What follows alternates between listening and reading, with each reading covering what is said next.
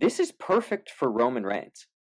This is the perfect scenario for Roman Reigns to defeat Goldberg because they can completely control the like 5 people that will be reacting to it, Oh, well, that's definitely true, right? You don't yeah, exactly. right? Like, you don't have to worry about Roman getting booed, which, I mean, hey, if we're gonna talk about, our the WrestleMania matches and everything, one of the biggest concerns, and it has to be, is how will Roman? Because I really feel like Roman was gonna go over Goldberg, 100%. Like, I think Roman Absolutely. was He is has to. going he's gonna win, he has to He has win. to. Like, the whole idea is just for Goldberg to sorta give him the rub.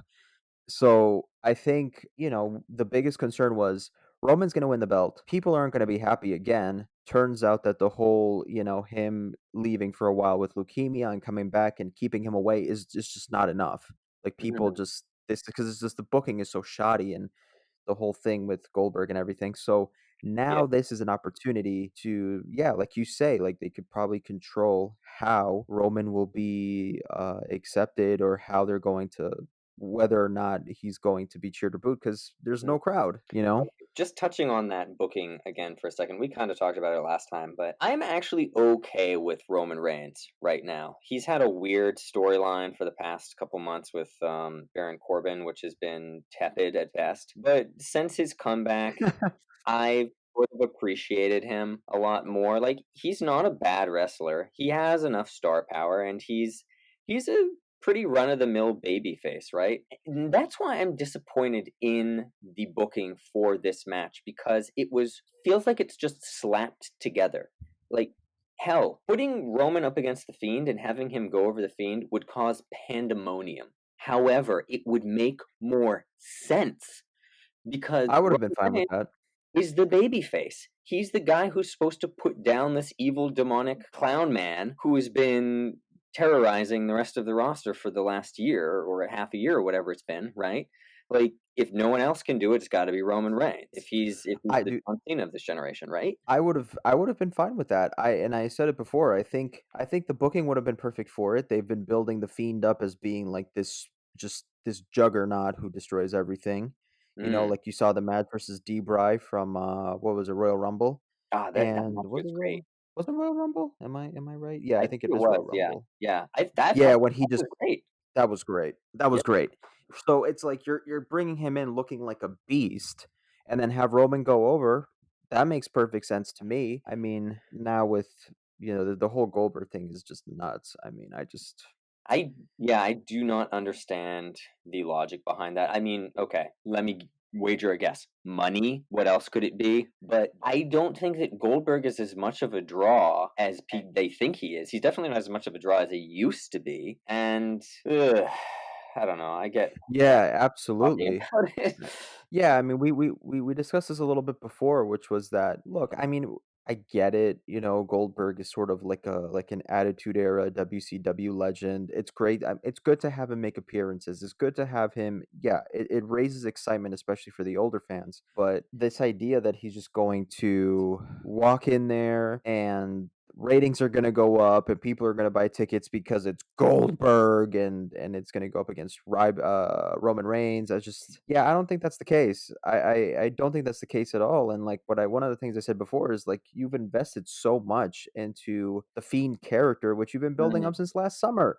Think about all the packages, the vignettes, the Firefly Funhouse, all that build up Do you think there's going to be a for swerve? what? Like, do you think that this is maybe Hmm. I'm getting too smarky here, but like, do you think the swerve is imagine this, okay? A little fantasy booking here if you don't mind, ladies and gentlemen.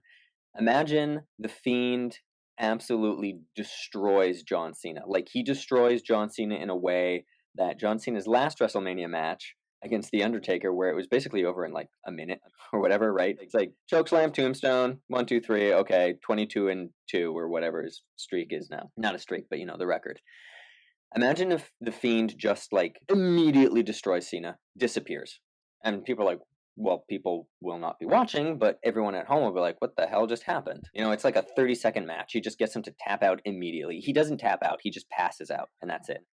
and then the Fiend disappears because that's not the last match, right? The last match has to be Roman Reigns versus Goldberg, and then Roman Reigns and Goldberg, they're wrestling, and about again 30 seconds into it, because let's face it, Goldberg can't go longer than that without being so gassed that he'll probably die. The Fiend shows up, causes interference, and then the transmission cuts. We do not have a definite winner because the Fiend uses his crazy Fiend magic and something happens and it's a technical problem situation. And that's how Right. WrestleMania 36 ends. Oh, that would be great. It would be That interesting would be great. and it would actually Yeah, and continue the storyline, right? right, and at the same time, it kind of elongates things for the time being until we get, like, an actual big show with a crowd, you know? Mm, So it's mm. like, "Oh, wow," like, like, there's been some interference, there's some shenanigans, and then they could just play that out for a little longer and then have a big show. I I hope. I would be okay with a couple of dusty finishes, like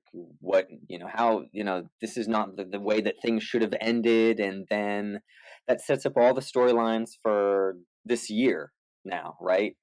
Yeah. I'm kind of contradicting myself by saying that WrestleMania should be the end of all storylines, but I think that end should then be it's an episodic series, right? Like we have to have the seeds planted as well. Like if you can plant those seeds whilst tying up the loose ends, beautiful. Now we already know why we want to see Raw tomorrow, right? Yeah. So, Yeah, you're right.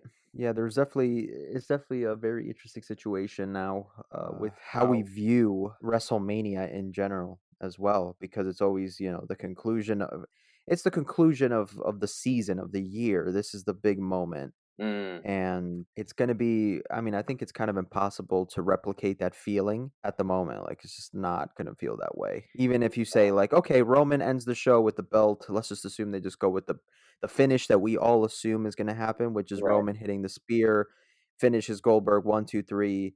It's just gonna can it really feel like the end of the season? Can it really feel like the conclusion when it's just, like, a bunch of people, like, applauding, like, 20 people, like, Vince is just there applauding and, like, there's just Uh, nothing happening.